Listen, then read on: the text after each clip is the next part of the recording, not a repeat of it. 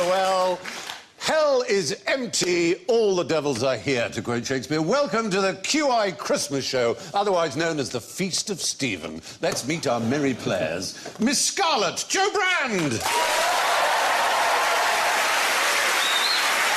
Caramel Mustard, Phil Jupitus. Mrs. Brown, Brendan O'Carroll.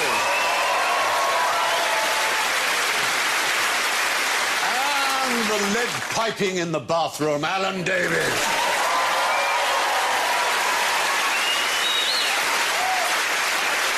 And the buzzers are adorable. Joe goes. Brendan goes. Phil goes.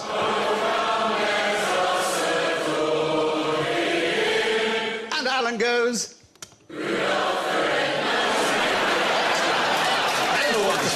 Thank you, Alan. And so to our first question. Ooh, you've been given a truly horrible sweater for Christmas. Oh, that's the question. What's the best way to get rid of it? Some comedic unravelling that they used to always do in films when I was little on the telly, and you never see that joke anymore. There's always someone getting a thing and it's unravelling, and they never know. That definitely would do it. That would do it. Yeah. That would do it. Any other thoughts? Well, you can get in touch with the people at CERN who have been working on the Higgs boson, which I'm fairly sure will lead to time travel, and then you can turn them back into sheep. Reversing time is a very good idea. That would do I know, it's complex. Yeah. Just say thank you very much and burn it. Everyone the practical, positive solution. I do the same. I'd set fire to it, but I'd make sure my least favourite relative was trying it on. You could give it to charity. There was a lady who lived in our road who used to donate 3 shirts, 4 shirts a week to charity, and then she'd go back and buy them back for 50p each, because it was cheaper than leaving them into the cleaners. That's brilliant. Well, the funny thing is, between you, you've oddly got near the truth of it. Unravel it whilst travelling through time. You sort of do the effect of travelling through that. If you take a sweater on a journey back through time, eventually it becomes a ball of wool. And is there a machine that can take a pullover and unravel it back into its constituent woolen parts? Or a scarf, for example. Why would you make such a thing? Why, indeed? We have the only person we know on the planet who has done it. Imogen Hedges, ladies and gentlemen. Lovely to see you. Now, to explain ourselves, you're a student at... Kingston. I just graduated. And one of your projects was an unknitting machine. And is this something you built yourself? Yeah. It's fantastic. What a mind. Most people think, oh, I'll try and make something, but to unmake something, to go back in time. So could you take, say, Alan's scarf and return it to a ball of wool? Yeah. Seriously? Oh, yep. Charming. Really easy. Once you've unknitted it, can you knit it again? Yeah. OK. She can do anything. Can we see your machine? There it is, and I believe that's your brother there. That's my Tristan, brother. give us a wave. Hello, Tristan. And he's going to be operating, it's pedal-powered. Yes, it's pedal. Do they not have electricity in Kingston? Is the recession bitten that hard? It's like a wind-up radio. It's for use around the world. Can I ask a question? Has Tristan got a girlfriend? He is quite... He's very cute, yes. isn't he? One would, one feels.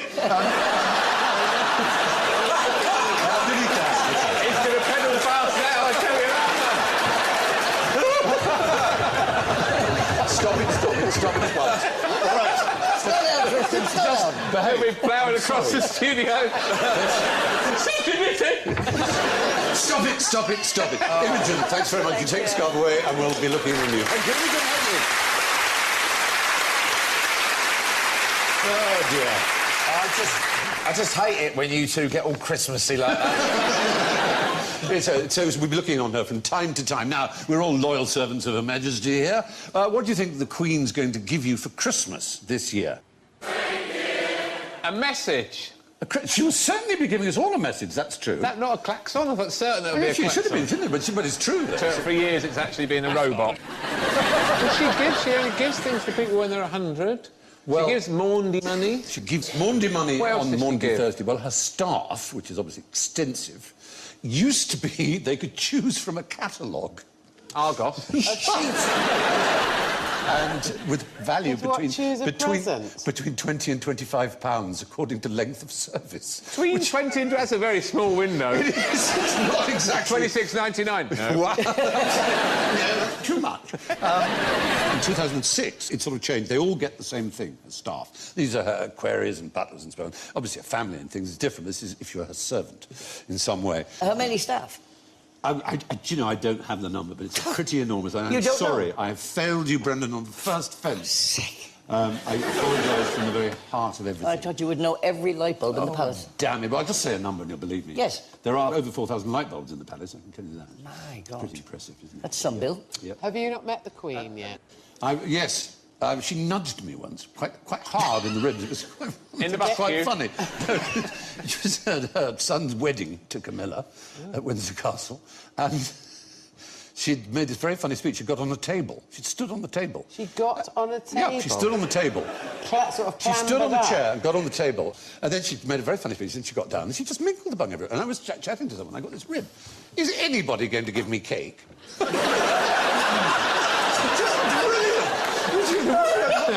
More servants.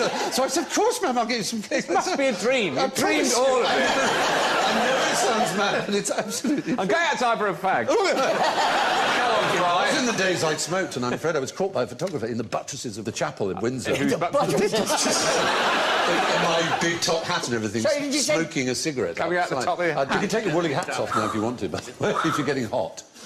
You like yours? Oh, very hot. Take it off. Thank you. Pop it under the thingy, though. Shall I pop it under? Or you keep it on. Which do they like?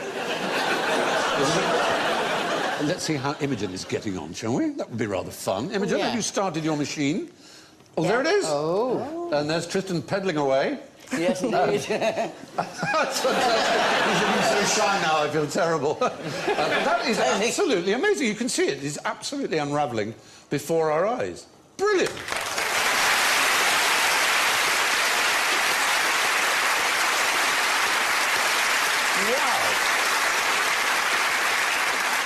I think they would have got it done ages ago if Tristan wasn't quite so relaxed. You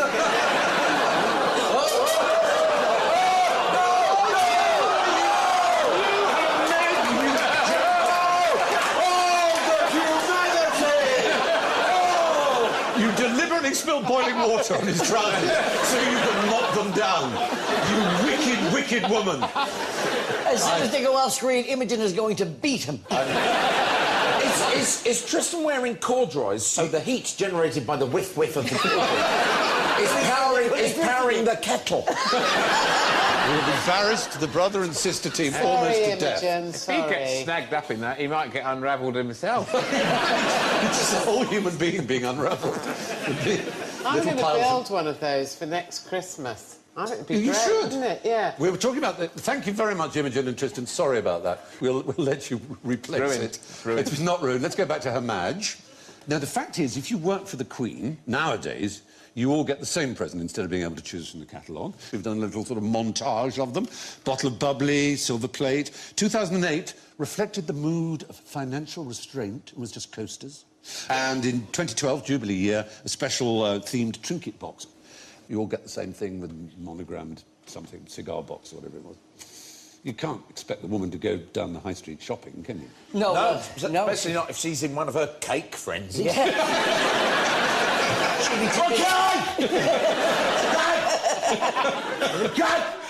I have to pull her away from Greg's. Yeah. Oh, it takes 3 equerries. Or are they equerries? Or are they eclairs? It's Is that a cake? It's eclairs. Any old way. Which of these looks most like Jesus? I'd say the toast has to be the best. The toast. The toast is certainly... Well, we bow down. Yes? Any other thoughts? They look a bit westernised. As far as we're going for the Bible, he was a Jew, obviously. He was Jewish. And that on the right is what's known as a forensic reconstruction. Now, is there any truth to it could be a myth that you can tell Jewish people because their earlobes are higher than their nose? Well, I'm Jewish. My mother's Jewish, so that makes me fully Jewish. Is my earlobe higher than my nose? It's very hard to tell with your nose. Yeah, I know. Well, as my grandfather used to say, and he was Jewish, you know, why we have big noses? Air is free. Or is it...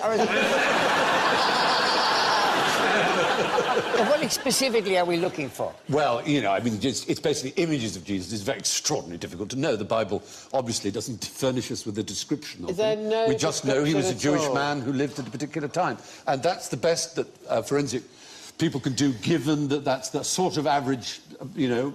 But one very Christmassy person we do know more clearly the features of, because unlike Jesus, we have the skull. Who is that? St. Nicholas. St. Nicholas. And what can you tell me about the real-life St. Nicholas? Well, there was about 3 of them. Right. One was a Roman, and then he used to throw coins in the windows of poor people. Another was Russian, I think. And he would collect firewood, and he'd carve things out of the firewood, and he would leave them around the village for children. And then the most famous one of all, of course, is the Coca-Cola Santa. Well, the canonical St. Nicholas was actually from Lycia, L-Y-C-I-A, which is part of Asia Minor, which is now... Iran. No, Asia Minor is Turkey. Close. So... What's St. Nicholas there? Who was the bloke before then? Well, the bloke before is the facial reconstruction on the basis of the skull. Right. He was a bishop, and the story is that he gave money to young girls, daughters of people of his episcopacy... Did he work for the BBC? ...in order...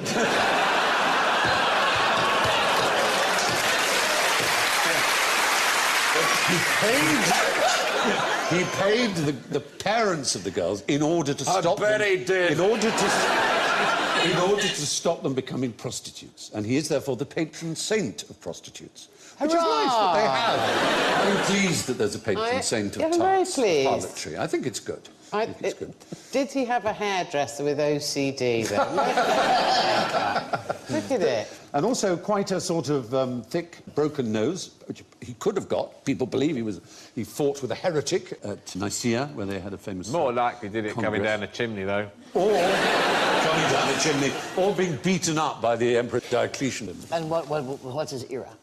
It was the 4th century, I think, A.D. But when did Santa Claus become Santa Claus? Well, the idea that he was the patron saint of children caught on, and it became the patron saint of sailors, children, and prostitutes. It's a good group. It's a good group. It's a good demographic. It's a very broad demographic, yeah. Sailors and prostitutes is a very difficult combination. Absolutely. I just love the idea that he's the patron saint of prostitutes, and then a child goes, "I love you, Santa." Shut up, baby, I know it. I'd never, ever kiss. He was by the Dutch.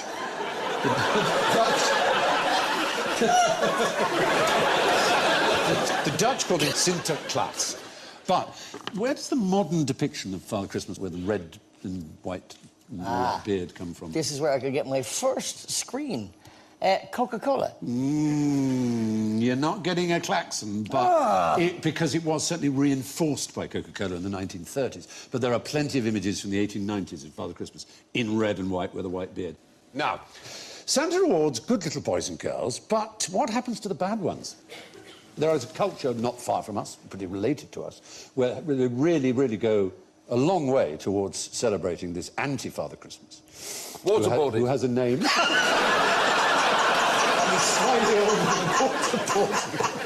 I shall waterboard all the bad children. Yeah. This is surprisingly close to waterboarding what they do. This is... Snowboarding! Snowboarding would be OK. A ducking stool? We're talking about Germany, and they have a character. Do they drown them? They have a figure. No, they don't actually drown them. But their threats are pretty medieval. There he is. Does anybody know the name of this character? He has several names, but... In German, he's mostly known as Krampus. I don't know who he is, but with a tongue like that, he's not a patron saint of prostitutes. But he's also known as Schmutzli. And Santa gives good gifts to children, to good children. Krampus punishes naughty ones, include pulling hair. It's simple. It's not that bad, is Swatting with chains. Quite bad. Yeah. Pulling hair, swap with chains. Leading naughty children off a cliff. This is right. You'd obviously have to fly to be able to get back and do it again. I think I went to that school. Putting them in a sack and taking them to his fiery lair. Sort of explains why German children are so well behaved. You like fiery lairs? That can be fun. It can be, I suppose. Mummy used to say. But when is this practiced? Christmas Eve? No. Christmas Is it Day? on their birthdays? For extra irony? No, it's December the 5th. The 5th is when Schmutzli or Krampus, from the German Krampf, and that's the kind of figure he presents. And they terrify children, you should imagine. They run down with whips and they threaten children and glare at them. It is a peculiar way to treat children at Christmas time, but I suppose it has produced a nation of extremely efficient and obedient citizens who now rule Europe. So maybe we've been missing something. Now, why is Santa off the rich list? Oh, Santa. Cutbacks? That might Austerity drive? Austerity He drive. works one day a year. Only works one day a year. Has he developed He used to be conscience? on the rich list. He used to be on it until 2006. Forbes magazine famously invented virtually the idea of a rich list. Is there some... Yes, young Brendan. Is it because he may not be real?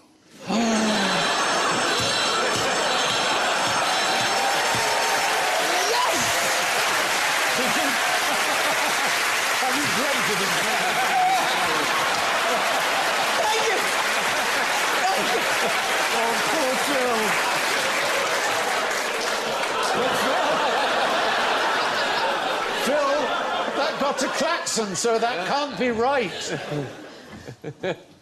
Don't worry, back you go.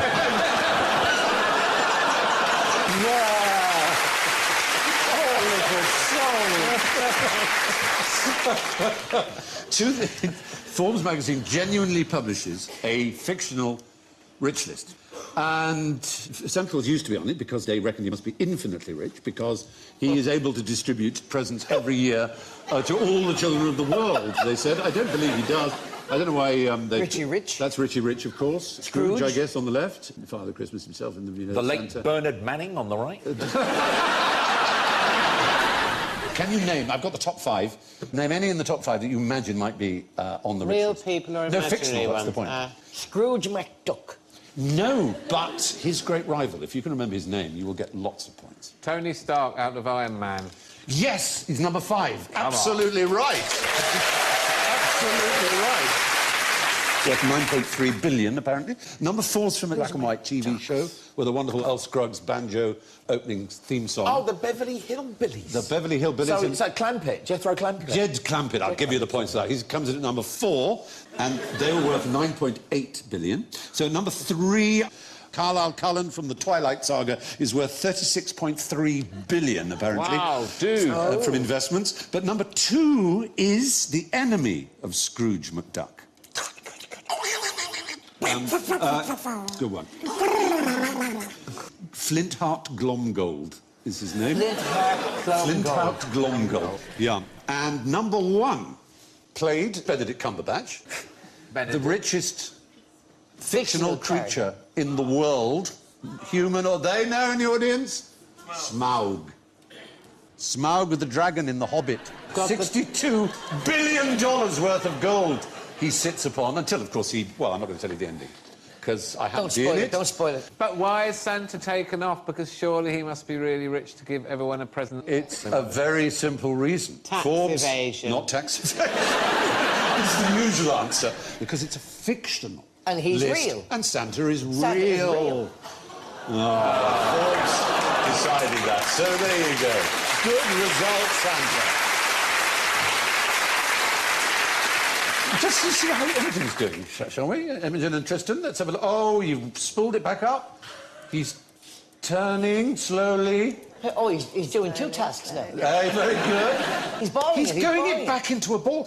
It actually doesn't just unravel it, it balls it up as well. Look at that. Balls it up, sorry. Beautifully. Look at how cunning that little thing is, the way it moves, the little shuttly... He's called Tristan, Steve. No!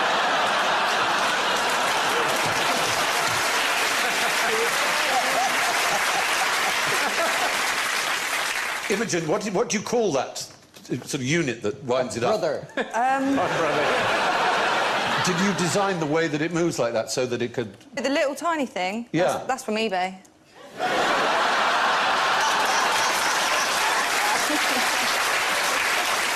I think British industry in the future has nothing to fear. We're going to do well. We're going to win over the world. Congratulations. We'll come back to you when that ball of wool is complete. That's brilliant.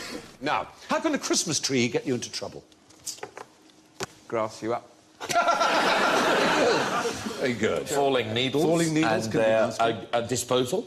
Drying afterwards. out, and the chances of fire with Falling Cats fall over down and giving an elderly relative brain damage. There's no reason for you to know this. We're talking about the once beloved institution, the giant, magnificent cultural gift to the world that is the BBC.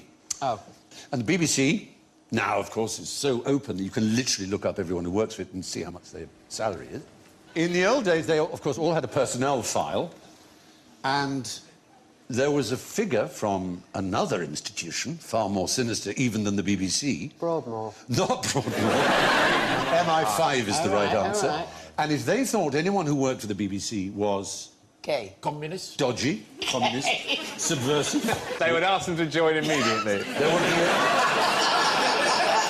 There would be a symbol put onto their personnel file... Really? Which If you were- resembled if you were a Christmas dodgy. tree. And if that's if you were It would look dodgy. like that. Oh.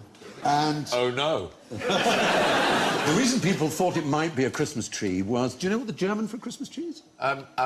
Tannenbaum. Do you know the tune of the song, Oh, Tannenbaum? Tannenbaum, oh, Tannenbaum, deine Baum... Yeah, that's right, exactly. A Christmas tree, which is also the tune to... Though cowards flinch and traitors sneer, We'll keep the red flag flying here. The red flag, exactly. And people thought... Yes, power to the people. Can I just do So- my version of the red flag? Yeah, go on. Neil Kinnock's hair is deepest red, though most of it's not on his head. You would have laughed. Big fan. Roar with laughter. Did it mean that you were It isn't the suspected reason. communist? It isn't actually the reason that it's the Tannenbaum red flag. It's just a pure coincidence. People thought it looked like a Christmas tree, called it the Christmas tree, but the two arrows, it's actually just two arrows, mean refer upstairs. So if anyone was thought to, for promotion, and you saw their personnel file, you'd have to go up to a senior person and say, this person... And the last I'm person, up for promotion. Anna Ford had one of those on her, the newsreader then. Blimey. Yeah, and it was because she'd once, had as a boyfriend a communist. Which, Jesus, in a free society. And they allowed her on the television. I know. Well, there you go. The BBC used Christmas trees to keep lefties off the telly. The practice stopped in 1985, and sure enough, they're everywhere. Here. Now, historic moment. Bah. Bah. Bah. What's Baldrick brought for me this Christmas? Baldrick. Right, OK. Bought for you, Melchit. Are we melching? Are we Colonel? Well, it's for me. It's for you. And who is that there on the screen? Tony Robinson. And there is a Tony Robinson, Yeah. Baldrick, who's about to come on. But in the First World War, as you probably know and we've covered before, there was a Christmas football truce. Yes. But what happened later, in 1915, was that because football had been banned at Christmas Day, a soldier smuggled into the trench a football. It was deflated so that no one would spot it. And then he blew it up before the Battle of Loos. And in the morning, when the whistle blew to commence the offensive, he threw it out of the trench, shouting, "Play up, London Irish," because it was from the London Irish Regiment, which I'm sure you'll be aware of. Yeah, And- great regiment. And they found the football when they got to the German trench. They kept it. And it so happens a member of that London Irish happens to be called Tony Robinson, is therefore always called Baldrick by his fellows. And he has brought that football along today. Wow.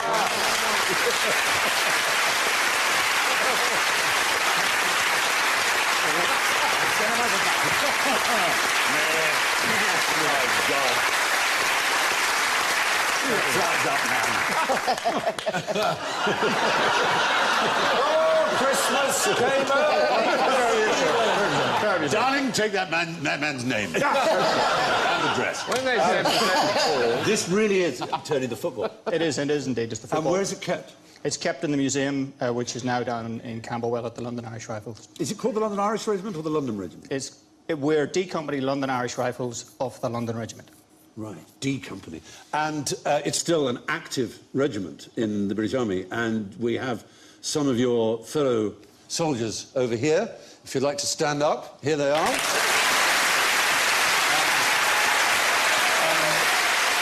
Fabulous to see you, boys. They're all recently back from Helmand province in Afghanistan, and they're wearing combat uniform, but most noticeable is the, how do you say it, cabine, which you must not call a beret, I believe. And can any of you tell me what is distinctive about that particular piece of head joy, I shall call it, as opposed to various other British... Pain in the arse in the cinema, aren't it? Well, yeah. But this is different from other headwear that's... People behind those lads are like, oh, now they've stood up. Didn't have to be bagged up in a bloody hat. Tell them. I'm not going to... Are they worn on the opposite side to the others? It's the only one with the cap badge on the right. This is a very historic year for Irish soldiers. Tell me why. Well, last May, all Irish soldiers who deserted the Irish Army... have been... I haven't finished sorry, sorry.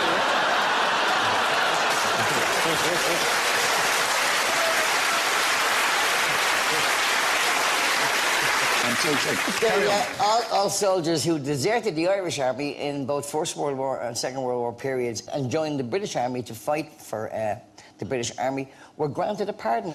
That is extraordinary, isn't it? Well, it's too late now, I'm dead. Almost all of them. Almost all of them are dead, but it was true, wasn't it, that if you were Irish and anti-fascist, say, yes, and you wanted to fight for the Allies against Germany, and so you joined the British Army, it was considered by the Irish government that you were a traitor. Correct. You got no pension, you couldn't work for the government. No.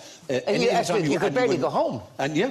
There was a great cartoon, and it was two Irish guys fighting for the British Army in the trenches. Yeah. And De Valera was the president of Ireland at the time. Yeah. And the two boys were there ducking the bullets, and one said, the other said, well, fair play to De Valera, he kept us out of this. That's very good. That's very good. So thank you very much, and please sit down. Members of D Company, thank you so much. Anyway, Baldrick. Sir. I've never seen you looking better. You're still an absolute disaster of a human being. Thank you so much for bringing me lunch. I'm not very hungry. You can take it away. Thank you, sir. Thank you very much indeed. Wonderful. Tony Robinson. So, yeah. That football you've just seen was kicked right across no man's land by Rifleman Frank Edwards and the London Irish in 1915. And our thanks to Rifleman Tony Baldrick Robinson. So it's time for a Christmas drink, I think. So take a glass, each of you. There you go. And all I want to know from you is which ones you should use at Christmas. You've got a drink, you can pour out your drink. Holy moly. It's not about the capacity, it's about the shape. Oh. I just say, as an ex-nurse, that looks like someone with cystitis. Darling, have you got... I think, whereas I have had one Barocca too many. Suspiciously like Ambrew, actually. No, the colour, isn't it? Maybe we don't. No, it's like piss. All right. The issue is, an Oxford psychologist who assists Heston Blumenthal, in fact, has studied extensively the effect of one of our sense organs on food and drink. It's not the tongue. What do you think it is? It's the feel. No, not the feel. Eyes. The eyes. So much more yes, of our mental processing 80% with our eyes. exactly goes with our eyes. And he's discovered remarkable things by observing people who don't know they're being watched, is that you drink more quickly out of a curved glass because you're not aware of how much there is. And also you drink more quickly with loud music playing. And you drink more quickly if you're an alcoholic. And if you're an alcoholic. You don't care what shape the glass is. You drink from the bottle. I find you drink much more quickly if you've had 3 drinks already. There is that. There is that. But there are also many other extraordinary things about colour and sight which influence food, which are quite startling, which this same professor has discovered. His name is Charles Spence. The colour of a plate can affect the taste of food. So if you, for example, have a strawberry mousse served on a white plate, it tastes more flavourful and sweeter than the same thing on a black plate. Nearly everything does. A chef prefers to serve on a white plate because it hails what you're going to taste. It somehow does, exactly. Yeah. The restaurants have all got a bit weird lately. I've had food served to me on planks. On house slate. Slate. Yes, A roof house off slate. Slates and planks. Please wash the bird shit off it. Well, that was the sauce. In the... It was Esther Blumenthal. You were supposed to have... A little squeeze of sparrow. That was... I always put my mayonnaise through a pigeon before I... But in the Jamie Oliver ones, they hang them on the wall and offer them for sale afterwards. The pigeons? Would you know the planks? I think that's crap about stuff tasting It isn't. worse off black plates. No, it's I think it's worse. racist towards plates. It's true. Let's have a taste challenge. Can we have a taste No, challenge? we wish we would move on, though, but there are various other things. For example, it is, as you rightly say, the cortical real estate, as it were, taken up by visual, is much, much more than... Did I say that? You do, well, you didn't say it quite like that, but you kind of... Wine doesn't taste as nice in a mug. Wine. No, that's very true. And I think tea doesn't taste good out That's of them. because of the amount of air you take in. Yes, that's probably true, isn't it? No, it is true. Steve. Yes, no, it's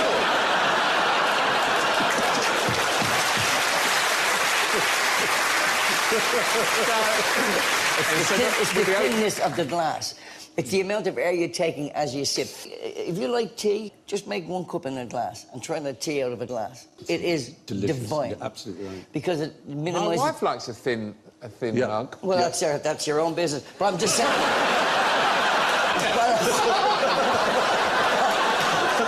I walked into that.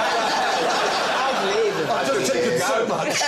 I'm getting a pummeling off these two. Sorry, it is it's doing a half volley. Who thought that Fry and Carol would be a double act? Well, that's why they taste wine. They go... Yeah, that's right, to get the... To maximise the air that But- gets in. Is that your phone? Yes.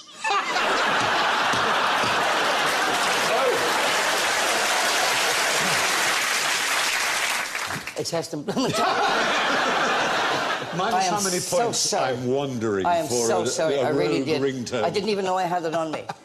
Really, I'm so sorry.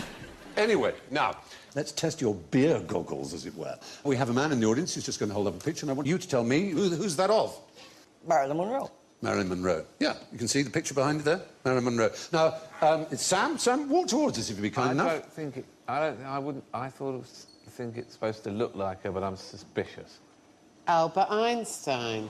Albert Einstein. Holy crap. It is rather extraordinary. It's both... They're related. No. They're in the same room, Brendan. You'd hardly imagine they would be, would you? I think Marilyn Monroe did have quite a bad facial hair problem.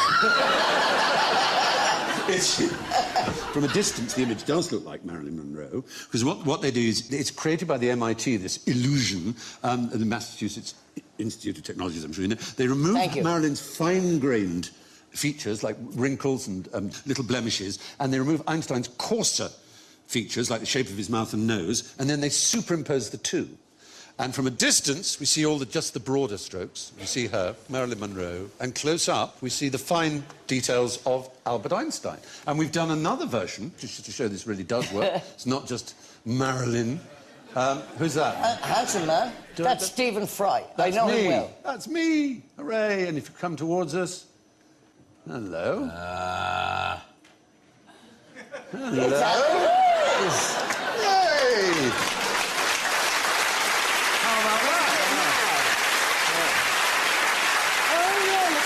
Yeah, I mean, you have to be that close. That's fantastic. Isn't it? It is an extraordinary illusion. I hope they've done 2 of them so we can have one each. in Yeah, our I want bedrooms. one in my house. What distance do you want it, though? I want to be far away from it. Toss you for it. Thank you very much indeed. Thanks, our pizza bearers.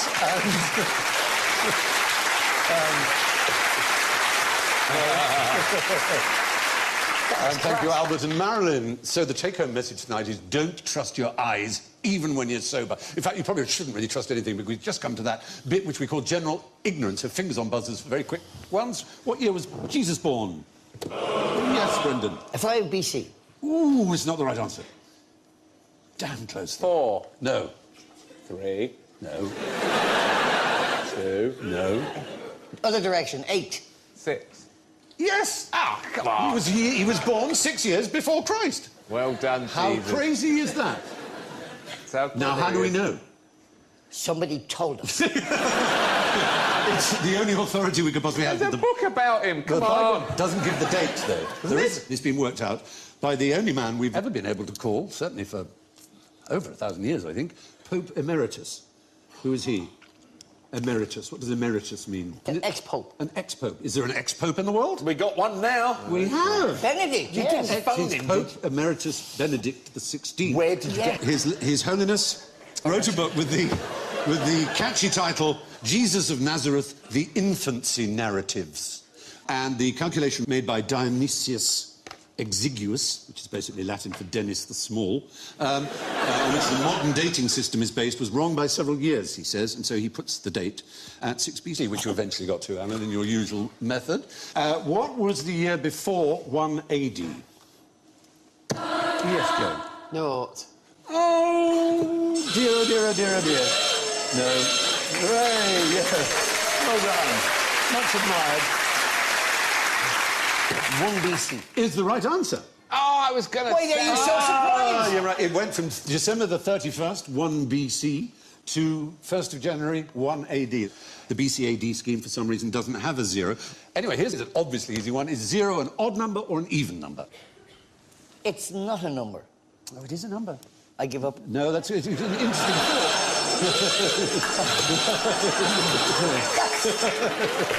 So it is one of them. No, hang on. It's even. Yes! Yes. Oh. It's even, isn't it? Because under all criteria by which you judge an even number, it is even. An even number is divisible by 2 without leaving a remainder. Well, 0 over 2 is 0 with no remainder. Or it's a number that ends in 0, 2, 4, 6, or 8. Well, 0 obviously ends in 0 because it is 0. Also, it has either side of it -1 and 1, which are both odd numbers.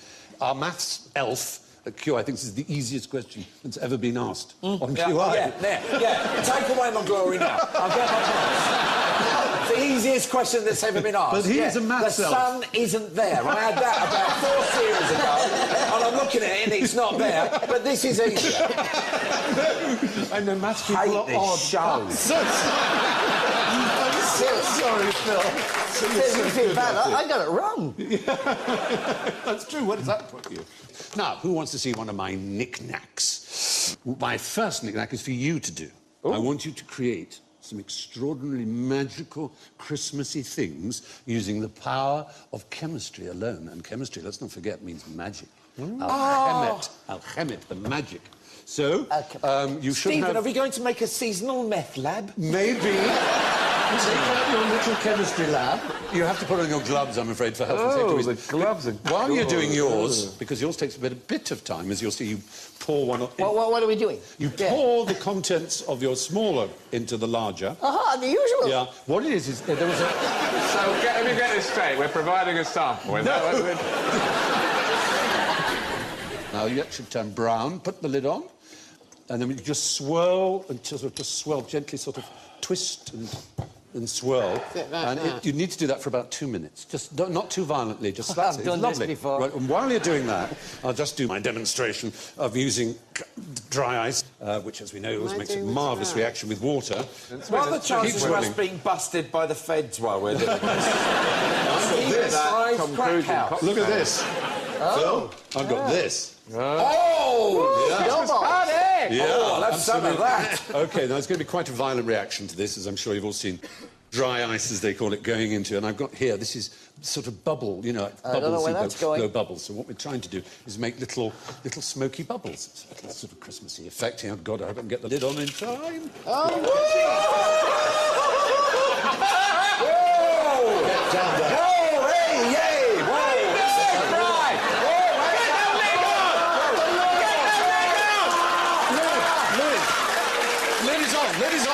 Lid is on. It's going everywhere! Bubbles! They're my little bubbles. Oh. There's one, look, big one. Pop it. Bing! Smoky bubble! Smoky bubble!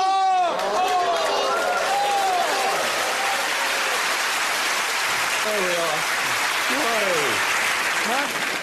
I've gone completely reflective. Oh, there you are. Look at you've made a bauble. Look at that. You've made a bauble because your little experiment invented by Mr. Tollens is one of the things he used was silver nitrate, the same thing used in film photography, and that is silver. Wow. You've got this beautiful silver bauble Can that I you've just made just by say, mixing those two chemicals. I've just seen myself. I didn't realise that I looked like Last Christmas by Weight Watchers Wham. It's hideous. But it is, Kevin, it is very beautiful, isn't it? Gorgeous. And they used to use exactly that for lining the inside of thermos flasks. You know how they're silvered on the inside. Oh, it's lovely. And mirrors. And there it is. You've made your own little homemade silver ball, and I've finished my little bubbles, and there we are. Cool, man. So, there's only one last thing to check. And Has anyone got any worries? There's just one last thing to check. What's happened to Alan's grand scarf? Imogen, what do you have for us? There it is! Literally!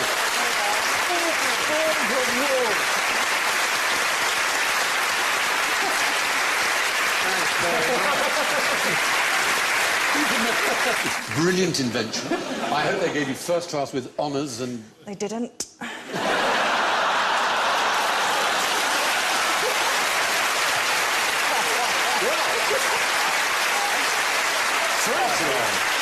For the New Year show, I want to see what the one who got a first made. But meanwhile, thank you, Imogen and Tristan Hedges.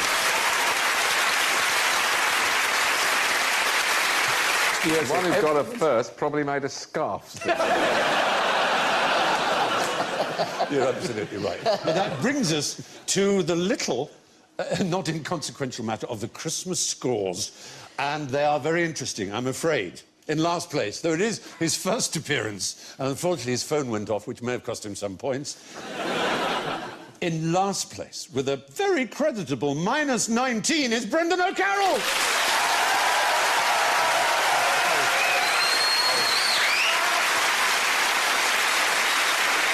In third, with -9, Joe Brand.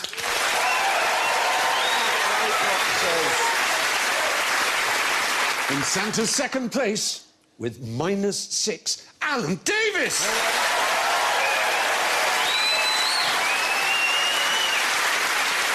But our big Father Christmassy winner with +3 is Phil Jupiter.